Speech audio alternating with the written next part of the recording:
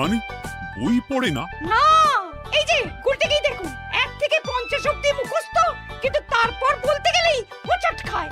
আচ্ছা গুলটে, 51 থেকে বল দেখি। 51, 52, 53, 54, 55, 56, 57, 58, 59, 60, 61। 57, 59, 60, সেগুলো আবার কি? 61 আগে তো 60 হবে। 41 এর আগে যেমন 40 হয়, 31 এর আগে যেমন 30 হয়। তুই কি নতুন করে বই লিখছিস নাকি সংখ্যা আবিষ্কার করছিস? না, বই পড়তে ভালো লাগে না। পণ্ডিত, এদের মা বাবাকে দেখে বোঝাও, শুধু ঘুরে বেড়ালে চলবে, পড়াশোনা করতে হবে তো। আচ্ছা মহারাজ, আপনি যখন এত করে বলছেন, এবার থেকে আমরা মন দিয়ে পড়াশোনা করব। হ্যাঁ, আর বলিস না, তোদের গিন্নিমা আজকে চুনো মাছের চচ্চড়িটা যা বানিয়েছিল না, আহ, পুরো মাখন। গিন্নিমাতে এতদিন জানতাম সরষের তেল দিয়ে রান্না করতো, এখন কি মাখন দিয়ে রান্না করছেন নাকি? আরে দূর, মাখন দিয়ে রান্না করবে কেন? যাই হোক, বাদ দে। উফ, বিকেল বেলা আমাদের বাড়িতে চলে আসিস, তেলে ভাজা দিয়ে মুড়ি খাবো। আর সাথে একটু পেঁয়াজ কুচি আর শসা থাকলে একেবারে জমে যাবে। এ কি মন্ত্রী, তুমি এখানে দাঁড়িয়ে দাঁড়িয়ে গল্প করছো, কোনো কাজ নেই? রাজসভা তো একটু পরে শুরু হবে, তাই একটু ফাঁকা সময়ে। বুঝেছি। বেশি বকবক না করে রাজসভায় এসো, আজকে একটা গুরুত্বপূর্ণ আলোচনা আছে। ঠিক আছে, আমি আসছি। তাহলে বিকেলে চলে আসিস। হ্যাঁ হ্যাঁ মন্ত্রীমশাই, একদম চিন্তা করবেন না।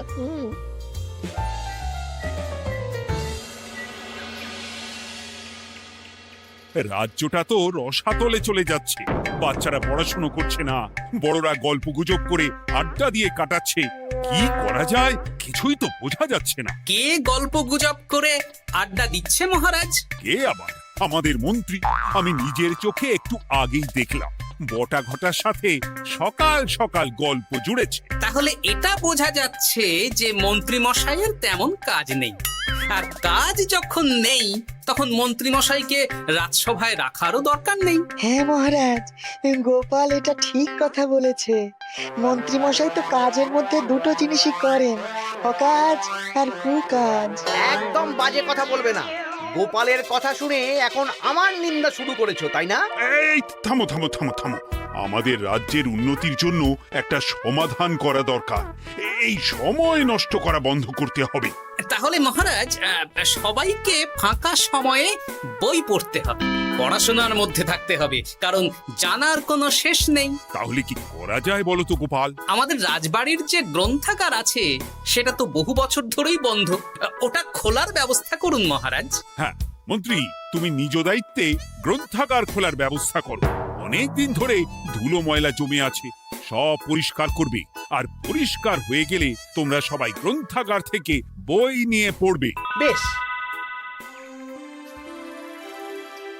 মন্ত্রী মশাই ভালো ভাষার ফেঁসেছেন। হ্যাঁ, জীবনটা তো শুয়ে বসে গুলতানি দিয়ে কাটিয়ে দিচ্ছেন, না হয় একটু কাজ করবেন আর কি। আর হবে না গল্প গুজব, হবে না ঠাট্টা হাসি। গ্রন্থাগার সাফ করতে গিয়ে মন্ত্রীর হবে হাঁচি কাশি। কথাটা বেশ ভালো বলেছে বিজ্ঞানী। ওনার দুটো কাজ, অকাজ আর কুকাজ। সে তো তুমি প্রসঙ্গ আনলে তাই। বেটারা আমাকে নিয়ে রসিকতা করছে। এই গোপালের বড্ড বার বেড়েছে, এমন চাল চালবো যে কেঁদে কুল পাবে না।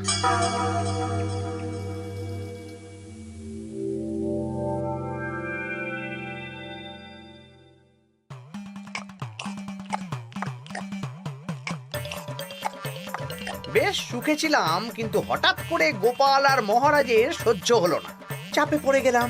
আমরা আপনাকে চাপমুক্ত করব, বলুন কি করতে হবে?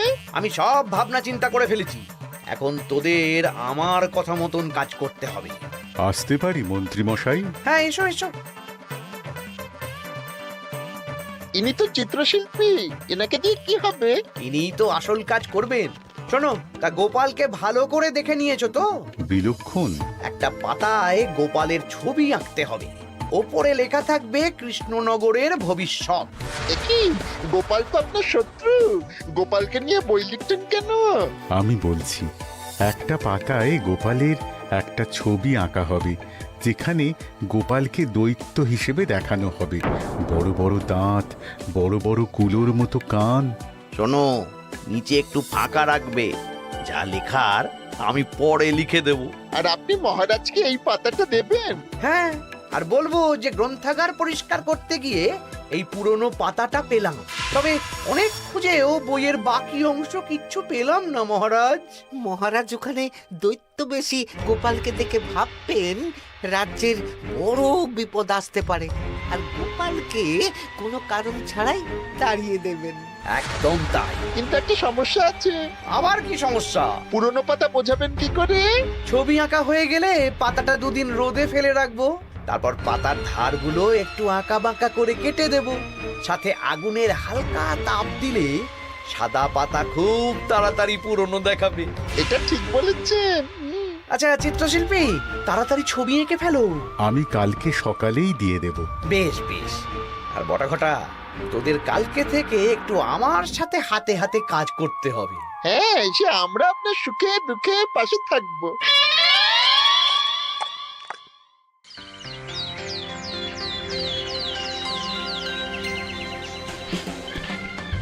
ওপরের তাকগুলো পরিষ্কার কর, ওপরের বইগুলো বড্ড ময়লা। কি মন্ত্রী, কাজ হচ্ছে? কাজ করছেন না, বরং কাজ করাচ্ছেন। কাজ হওয়া নিয়ে দরকার, সে আমি করি বা অন্য লোক, তাতে কি যায় আসে? যায় আসে মন্ত্রী মশাই। আমাদের এই গ্রন্থাগারে এত দামি দামি প্রাচীন দুষ্প্রাপ্য বই আছে, যদি কোনো বই চুরি হয়ে যায় তার দায় কে নেবে? এটা গোপাল ঠিক বলেছে। আমি তো এখানেই আছি, বটাঘটা সাহস আছে নাকি বই সরানোর? বেশ, তাহলেই ভালো। চলো গোপাল, পাঠশালায় গিয়ে দেখে আসি আজকে কেমন পড়াশুনো চলছে। গোপাল আমাদের ঘুরিয়ে চোর বললো মন্ত্রী মশাই, আর আপনি প্রতিবাদ করলেন না। প্রতিবাদ কি? গোপালকেই দুদিন পরে রাজ্য থেকে বার করে দেব।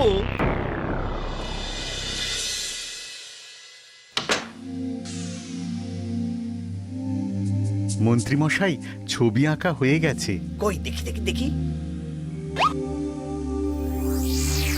সাব্বাস, এই তো চাই। এই ছবি দেখে মহারাজ চমকে যাবে। এবার পাতা পুরনো করার কাজটা করে ফেললেই কেল্লা ফতে।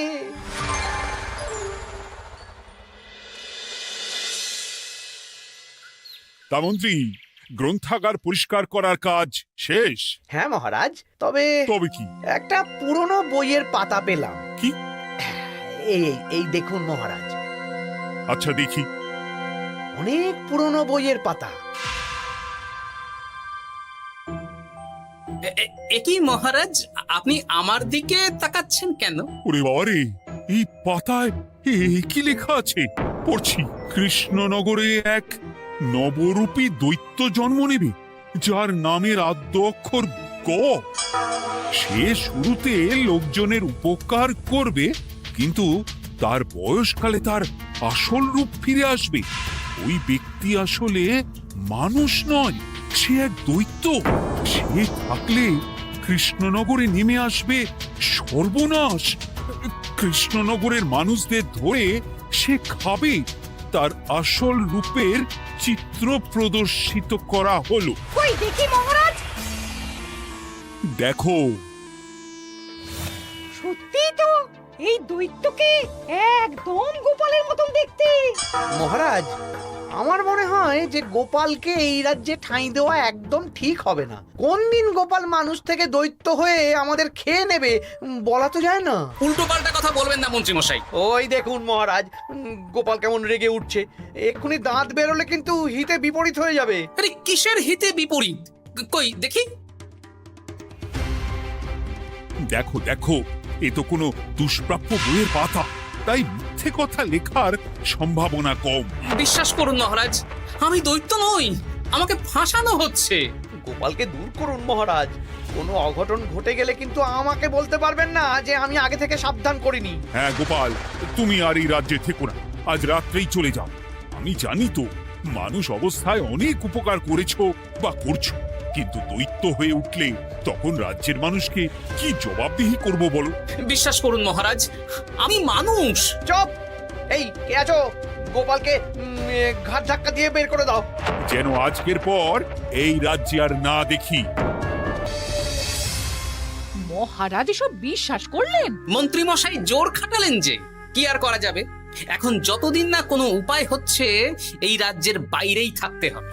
তবে তবে কি? একটা সন্দেহ হচ্ছে বুঝলে। আগের বছর যখন বেতন বেড়েছিল রাজসভা থেকে একটা চিঠি দিয়েছে, সেটা আছে? হ্যাঁ, আছে তো।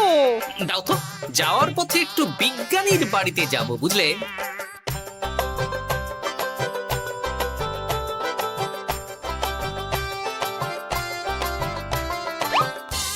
এবার চলো। আমিও বুঝতে পারছি গোপাল, এটা গভীর ষড়যন্ত্র। শোনো, তুমি একটা কাজ করো। ওই পাতার লেখাটা দেখে আমার মনে হলো হাতের লেখাটা খুব চেনা চেনা। তুমি একবার এই চিঠিটার সাথে মিলিয়ে দেখো তো। মন্ত্রী মশাইয়ের হাতে লেখা চিঠি। বেশ, আমি তাহলে কায়দা করে পাতাটা নিয়ে এসে পরীক্ষা করব। তা কোথায় থাকবে এখন? কদিন ওই শ্বশুর বাড়ি, আর আমি তোমার সাথে দেখা করার জন্য রোজ রাতে আসবো। বেশ।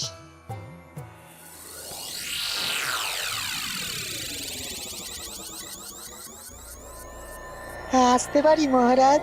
বিজ্ঞানী, এসো এসো এসো। বলছি মহারাজ, পাতাটা চাই, আজকে রাতের জন্য দেবেন? হ্যাঁ, নিয়ে যাও নিয়ে যাও। ওই পাতা দেখলেই আমার ভয় লাগছে।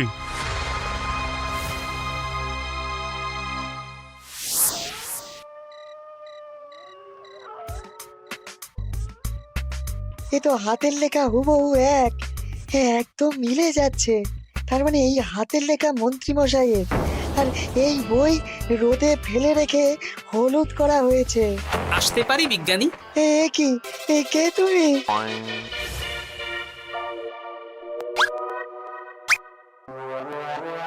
গিন্নির পুরনো শাড়ি পরে নারী সেজে এলাম, কেউ জানতে পারলেই বিপদ। এ কোনো বিপদ নেই, তোমাকে মন্ত্রী মশাই ফাঁসিয়েছেন। ওনারই হাতের লেখা, আর ওটা রোদে ফেলে আর উষ্ণ তাপে রেখে পাতা হলুদ করা হয়েছে। জানতাম এইরকমই কিছু একটা হবে। তাহলে কালকে সকালেই রাজসভায় সব খোলসা করে দিই। না না, তার আগে মন্ত্রী মশাইকে একটু নাচাবো। কিভাবে? আমি দৈত্য সাজবো আর মন্ত্রীকে ভয় দেখাবো। আগে বটাকে দেখাবো, তারপর ঘটাকে, শেষে মন্ত্রীকে। ভালো মজা হবে, আমি তোমার পাশে আছি। তাহলে তাহলে এখনই সাজগোজ করে ফেলি বুঝলে। তুমি একটা চাদর মুড়ি দিয়ে আমার সাথে বটা ঘটার বাড়িতে যাবে এখন। আচ্ছা।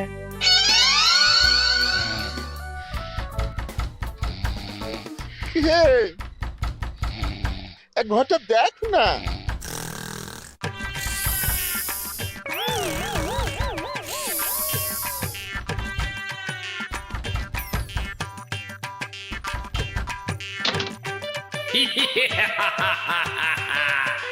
আমি তোকে খাবো, আমি দৈত্য গোপাল। বাবারে, আসল দায়িত্ব কি করে হয়ে গেলে? পালাই, এই ঘটা ওঠ। পালিয়ে কোথাও যেতে পারবি না। আমি তোকে খাবো। বাঁচাও বাঁচাও। কি হলো? বটা কোথায়? এ বটা, বটা, এ কি হলো তোর? কোথায় গেলি? দৈত্য গোপাল আমাকে ধরে নিয়ে যাচ্ছে। মানে এটা কি? আমি গোপাল দৈত্য, আজ রাতে বটাকে গলাদ্ধ করনি আমার ভোজন, কাল তোর পালা। ওরে বাবা রে, কি কাণ্ড!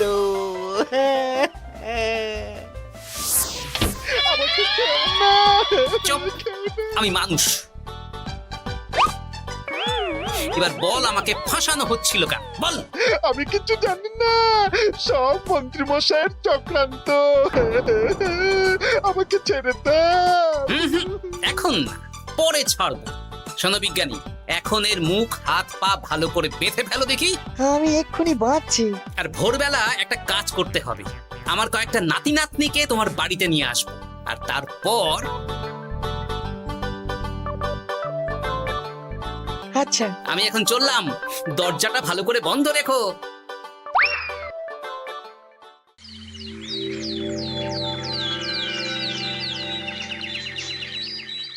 সব উল্টো পাল্টা বলছিস? সত্যি কালকে গোপালের দৈত্য এসেছিল। আরে গোপাল তো রাজ্য ছেড়ে চলে গেছে, আমি কড়া পাহারা বসিয়েছি। গোপাল এই রাজ্যে আর ঢুকতেই পারবে না। কিন্তু ওর দৈত্য এসেছিল। আরে দূর, তুই স্বপ্ন দেখেছিস। সকাল সকাল মাথা খারাপ করাস না ঘটা, কাজ আছে। সত্যি বলছি। চুপ!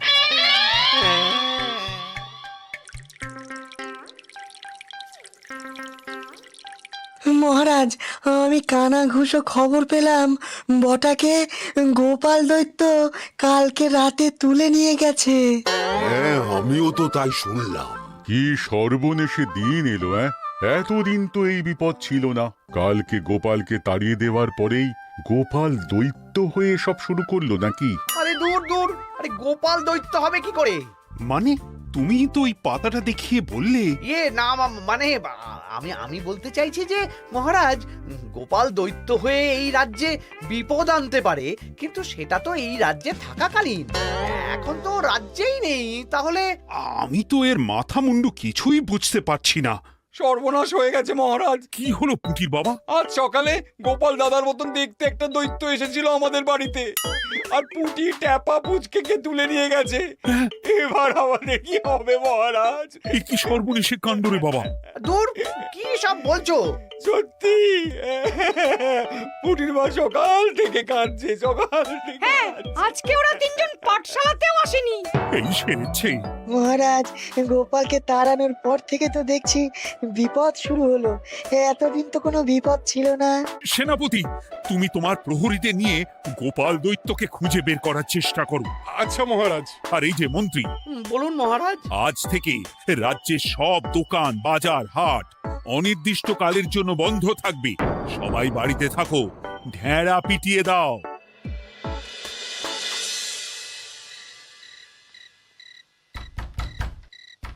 কে? আমি দরজা খুলবো না। এই দরজা খোলো, আমি বিজ্ঞানী।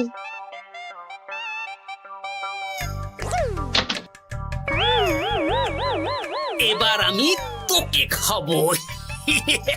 আমাকে ছেড়ে দাও, আমাকে ছেড়ে দাও, ছেড়ে দাও, আমাকে ছেড়ে দাও। ছেড়ে না, ছিঁড়ে খাবো।